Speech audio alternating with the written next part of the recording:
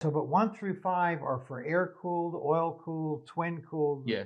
bikes. So this is in the troubleshooting section. So this is telling you after the fact, after you've already overheated. So what this video is going to be is about how to avoid these issues. Right. How to not have to turn to the troubleshooting section.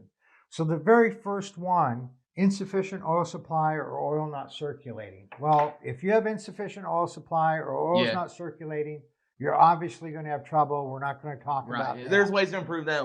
Upgrade Yeah. oil pumps and all that good stuff. Yeah. So number 2 is Insufficient airflow over the engine. Now, why would they have this in there? Like, what would you change on your bike to decrease airflow? So they know airflow is an issue. Increasing airflow is going to be beneficial because they tell you insufficient airflow is an issue. right.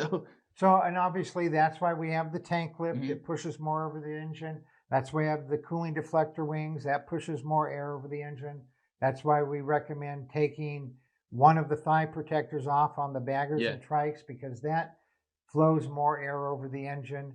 And so anything that you can do to increase airflow to the engine, including some fans that you can put on the side. Yeah. So airflow to the engine is important. That's why literally one of the first products we came up with was a tank lift to do that. And yeah, so you'll notice even on the M8 Softails, Harley caught on. It's like, hey, let's lift that tank up off that engine. Let that heat dissipate. Let air flow there.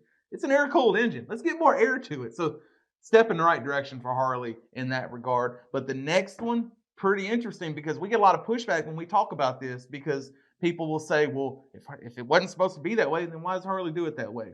The next one, heavy carbon deposits. How do you get heavy carbon deposits? By feeding hot, oily air into your intake. And by design from the factory, that's how the stock air cleaner does it. It's how a whole bunch of stage 1, Screaming Eagle, Arlen-S Big Sucker, all those vent internally. So they know there's a detriment to that because it leads to heavy carbon deposits. So, and the primary way that the heavy carbon deposits come is from not having an external breather system, as you said. There's one other way you can get heavy carbon deposits, and that is if your bike is running so hot and you go, well, I'm just going to richen it up. I'm going to richen it up, and you richen it up, and you got it so rich that it's just piling on carbon deposits on top. That too.